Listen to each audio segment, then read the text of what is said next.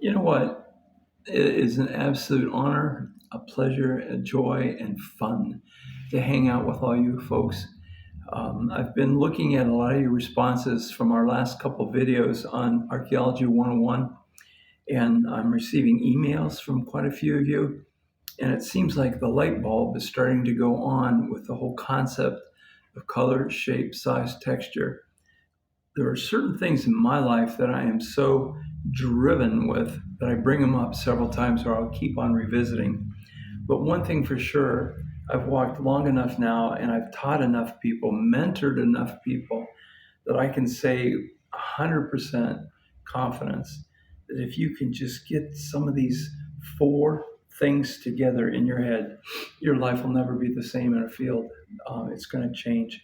So, what I did last night and this morning, I started pulling some things together because I wanted to show you the impact of just color and then color with texture. So I thought it'd be good to start with celts because there's a particular mineral rock that we get in Ohio, especially kind of like the north central and central Ohio. It's made out of this green material. It's kind of a greenish, grayish, but more green than gray.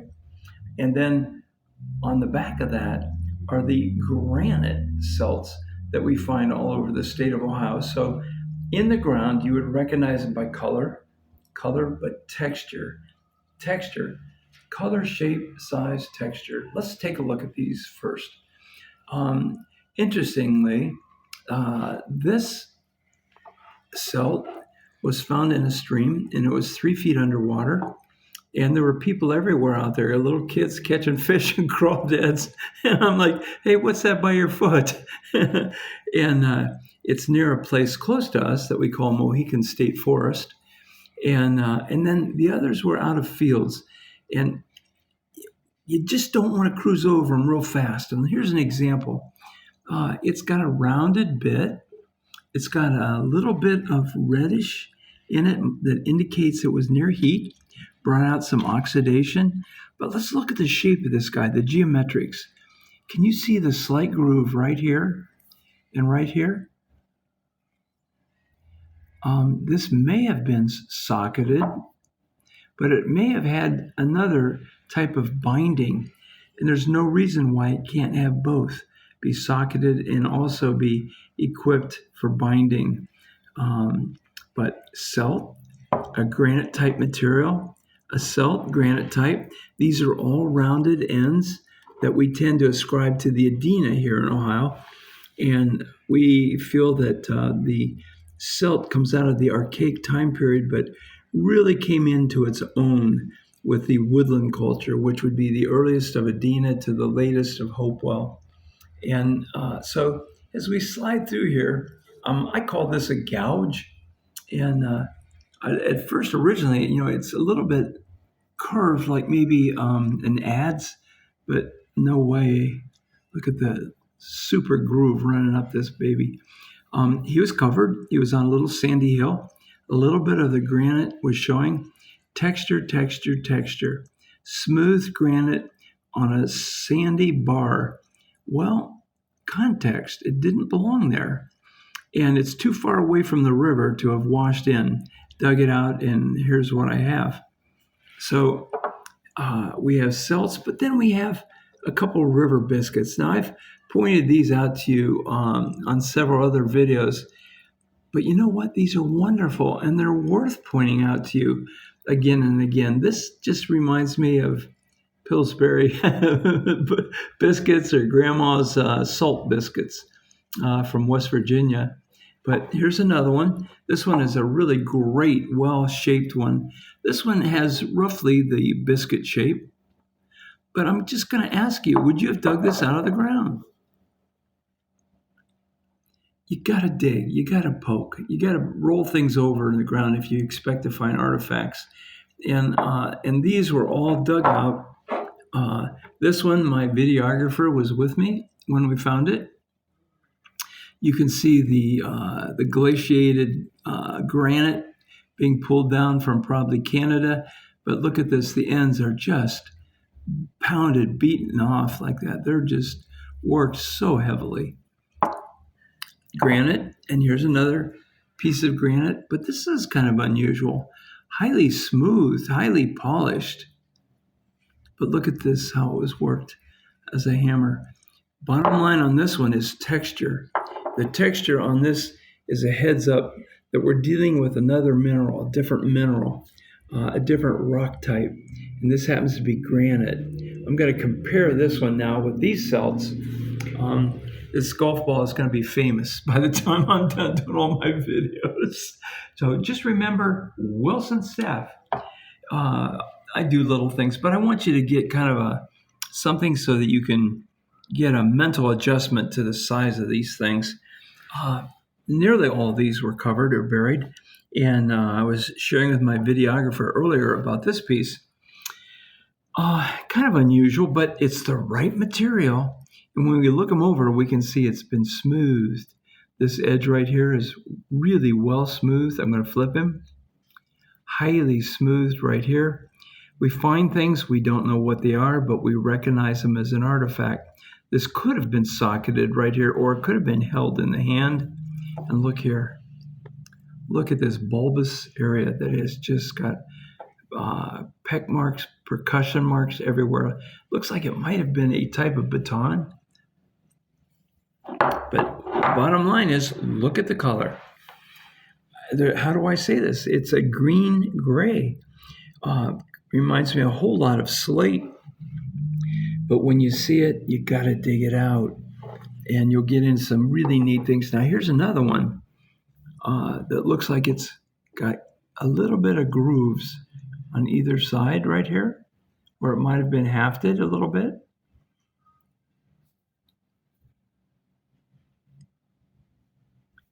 These were pulled out of the ground because of color, and I recognized the texture was smooth. I said, this has got to be a celt. So we looked at some granite, and we looked at some slate dorolite or something like that, someone said. Then let's slip down over here. This is another mineral that comes out of Ohio. It's really heavy along the Ohio River. A lot of the field walkers down there get unfinished hematite all the time, or pieces that are half worked or broken all over the river area. But in this group, you have a little celt. This one, and I talked earlier that it was buried and just a little bit was showing texture and color. That it just didn't belong in the field.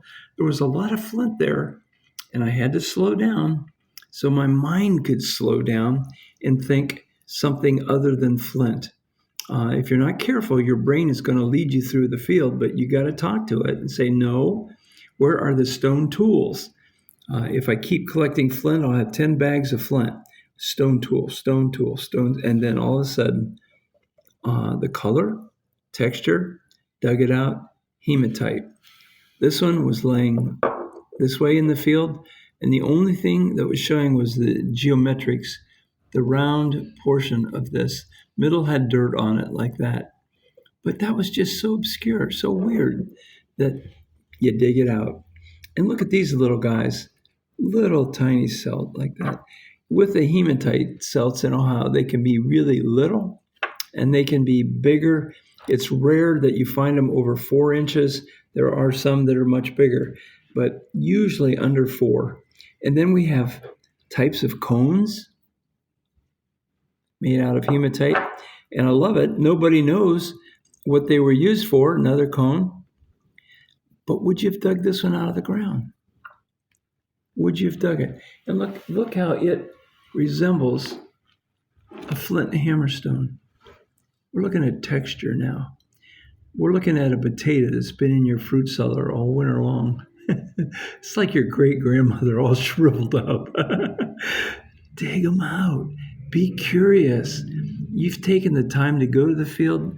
Now spend time in the field and see what you can find. So all I'm doing is being repetitive, color, shape, size, texture, so that you'll have a far more successful season. And then you get oddities. Now, this piece of hematite, it's kind of a what is it? But then when a lot of people say, well, you know what, I think they use these on an abrasive stone to get the red ochre, to get the iron oxide off these things to make red ochre, then you can see why there's so many different planes. They could be grinding planes. This guy is interesting. Comes to a little nipple on this end. Same on this end, but look at the middle. How it's been pecked into a full groove. Very shallow, but full groove. Do we know what it is? No. I look at the two ends, and there's a little bit of evidence of a little bit of pecking that's been going on, or tapping or whatever. Keep on sliding. You know what? We're going to rearrange the lamps. So let's just take a break. When you come back, we'll be ready to roll with the next group, okay?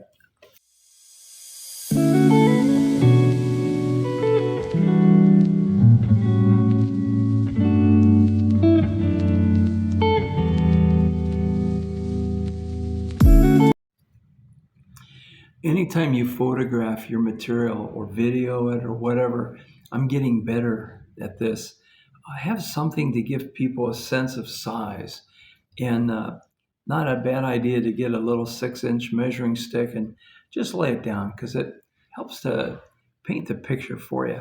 I've talked about hammers, and I love to talk about hammers because this is a tool that got lumped into one category, and no one has spent any more time other than, oh, it's a hammerstone.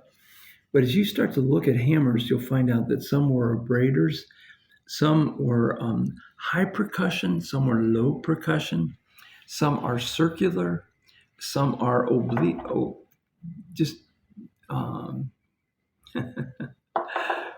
flattened. And I stuck this guy in here. And I'm going to keep mentioning that to you because I want to get an idea through your head. If we look this guy over very carefully with a hand lens, we're going to say, hey, that's a great round rock. And that's all we got. But it's what I would find on glacial moraines in Richland, Crawford, Ashland County, in streams where they've been tumbled. But these are coming down from the north. They're glaciated. And the reminder is this: a cache. A cache is a collection of items to be used later, but they're not all worked on. And you can get a cache. You can send your kid to the creek, tell them to bring 50 stones home for hammers, and we only work through a few of them in the course of the summer, and some of them never get used, but they were still a part of the cache. So, which came first, the chicken or the egg? If it wasn't used, is it an artifact or is it a geofact? Well, it's obviously a geofact, but it's on its way to becoming an artifact.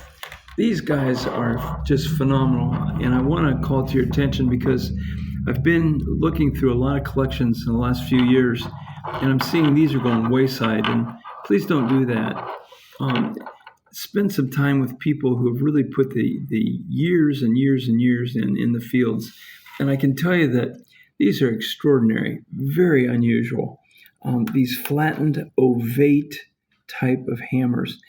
Earlier I mentioned that you could hide it in your hand like this, and you have your hammer, and you're working on whatever you're pecking and rearranging, sculpting, whatever you're making. And then if you need a specific, you've got your other little hammer here for detail work. These could be used for little hands, little jobs, big hands, little jobs. But I'm thinking these are pretty conveniently held in the hand and maybe in combination. I don't know. Bottom line on your hammers, again, is look at the texture. Look at this. Look at the texture, folks. I'm going to try to set these up so you can look how strange the texture is on these. Get this, lock it in your head. Hammerstones. Not all of them are that nicely pecked. Sometimes you'll get some where they're just starting to work on them, or maybe they had a favorite side that they worked on. But if I saw that as a flake of flint in the field, just a flake, I'm not going to pick them up.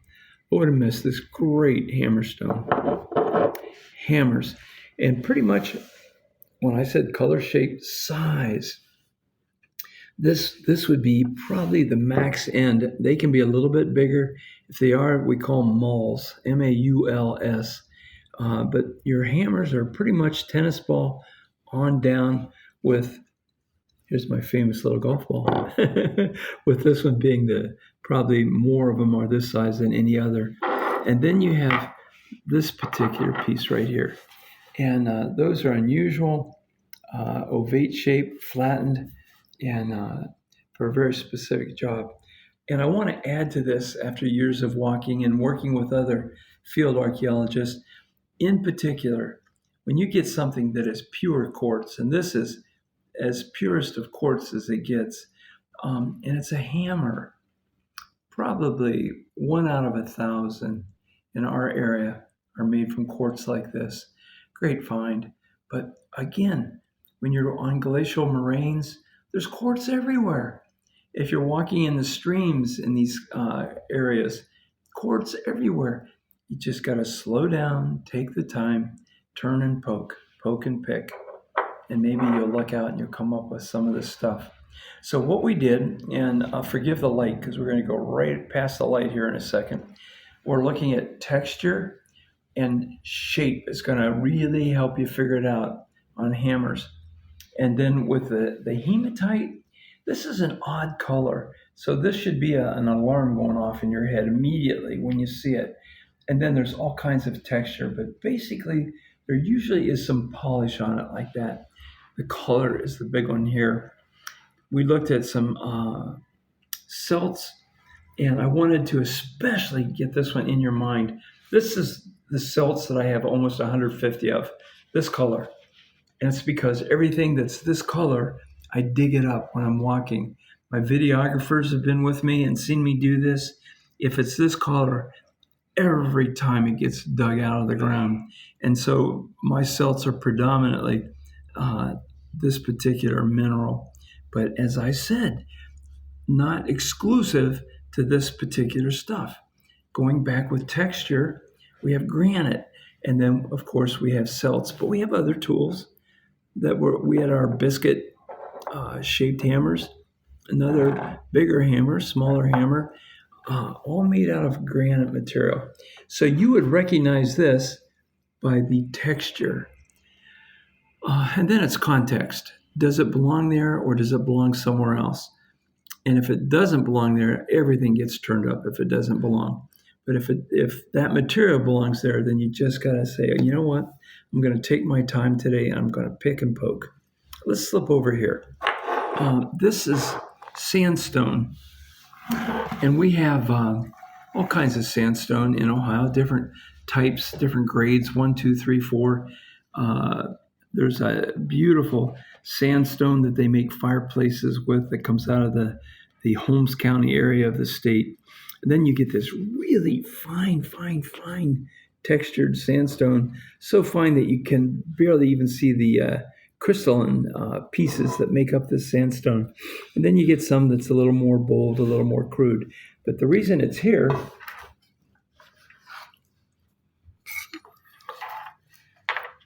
is color and shape. And I had mentioned, and please laugh and enjoy this, and I'm sure you have colloquialisms where you're from, but these get labeled river biscuits. And you guys, I thank you for all of your ideas, why and how this one might have been used. With good lighting, you'll see that this may have been oxidized around a fire a little bit right here. And hopefully you can see the patina all over it. And we mentioned that patina can be extrusions of minerals, but it can be fossilized charcoal, food, meat, whatever. All kinds of things create patina. And this is a little grooved river biscuit. And a lot of people, for whatever reason, they like to put a label on things. And I want to slow you down because once you put a label on something, your brain quits thinking about it. Your brain thinks, okay, we got it figured out. Well, what you have is just a river biscuit that has a couple convex, concave, couple concave lateral sides. Who knows how it was used? But when I look at it, I've noticed that there's a groove that runs on both sides. And this would not have happened unless it were something had a good diameter that was going over it, like a wide piece of leather that was slipping and sliding on it. I don't know. Good thing to think about. Sandstone. Would you have dug this out of the ground if you just saw this little round area right here? Maybe, maybe not. Some people call this flat, smoothed. And we have another one of these. And these are not restricted to any particular size, width, diameter. And both came off of village sites area. This was dug because every rock that I have on a village site gets popped out of the ground. Color. This is color, color, color. And then when I look at it, I know I got sandstone, but this really fine textured sandstone, 100% of the time, comes out of the ground. And it usually is productive. It's usually a type of river biscuit. And some of them, like this one and this one, let's just look at this one and see if you can see some of the geometrics on this one. And it would probably only work with shadows. I can't tell from my angle, but this has been so polished right here. Just polished. I'm going to flip him. This even has a big concavity right here where the polishing has gone down in like that. Highly polished. So much so that you can't even see the sand texture anymore. Just polished beautifully. Beautifully. And little bits of patina on it. Color. Maybe you get shape, maybe you don't. Texture. And we just took a cruise through some things, looking at color, and then I grabbed some fun stuff. Let's see. I'm going to move my light a little bit, try to give you a little more help here. This piece was found, this two pieces, 5, 6, 7 years apart. But what's interesting, on two different knobs in this giant field, and we figured that the two knobs were about 1/4 to maybe 1/3 of a mile apart in this field. And one was found, and it was very clear that it was part of a pick Bannerstone. No questions about that. Beautiful pick. But when I looked at him and I found him, I'm like, okay, this guy has been sawed and snapped. Looking at him over here, polished right here, this has been sawed and snapped. I'm thinking, well, I'll never find the other piece. They took it and put it somewhere else. 5, 6 years later, I'm walking and it's raining and my boots weighed 50 pounds each. I'm trying to get out of the field. I saw this little kind of a grayish color, and I thought, I'm going to grab one more piece before I get out of here. And I didn't even wash them off for weeks. But when I finally washed it off, I thought, hey, I found another piece of a pick banner. I got 2 pick banners out of the same field. And I thought, well, wait a minute. Wait a minute. Maybe I have one pick Bannerstone. They came off of 2 different hills. Is it possible that the archaic people had 2 different burials? And they placed one in one burial and one in the other burial? I think so. I think that they didn't maybe have a whole lot to pass on to their lineage. But remember Dad, I don't know. Slate. Would you recognize this as slate? Slate isn't all green. It's not all gray. We have yellow and we have red slate in Ohio. And this is the end of a tubular banner. I'm going to turn him around. And you should be suspicious immediately when you see a clean break like this and start looking them over. And you're going to find all kinds of evidence where the prehistoric people were working on this, and what they were doing, they were setting it up to get a clean snap, and then they polished it. Again, did they bury the other piece with another person? I don't know that, but that's some of the mystery that keeps us going, keeps us walking. Some of the mystery, the fun, having you guys join me today. Look at these things and ask questions.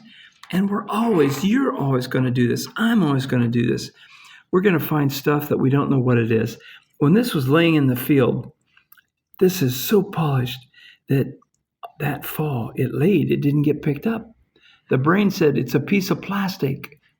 And then the next spring, it popped up in a different area on the same site. And I'm like, well, if it survived the winter, it's worth picking up. And look at this. Look at this.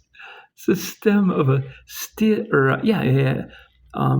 a pipestone or steatite.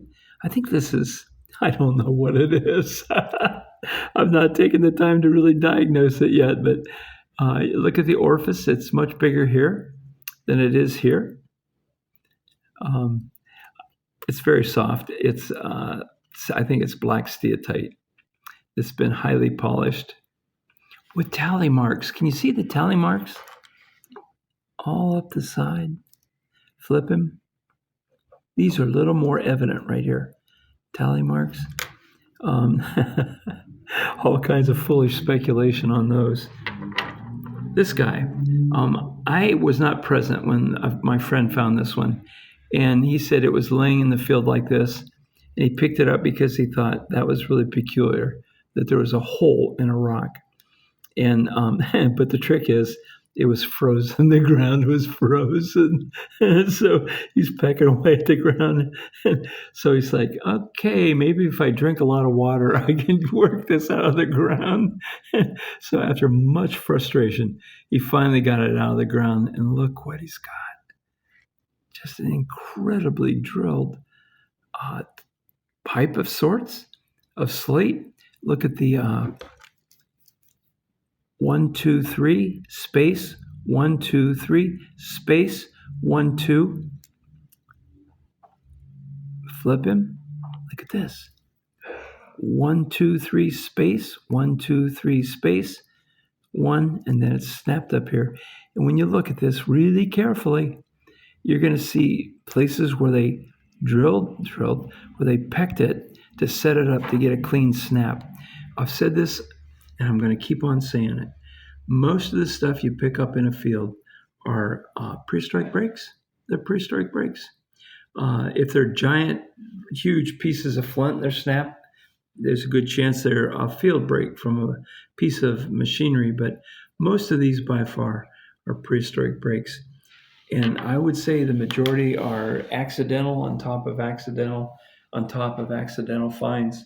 So I spent a little bit of repetitive time with you reviewing color, shape, size, texture, because I want that in your sleep. I want you to wake up at 3 a.m. Color, shape, size, texture, because it's going to just change your life forever. And in the meantime, just keep on putting up with this old man. And thank you so much for hanging out with me today.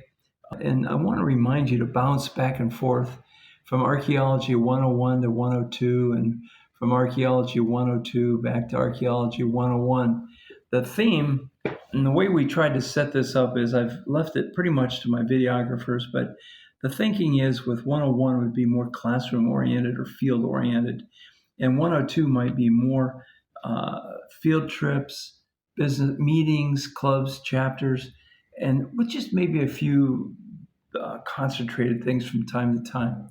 But anyway, color, shape, size, texture, Indiana Jones. Thank you for joining me today, and I can't wait to get back with you again. See you soon, okay?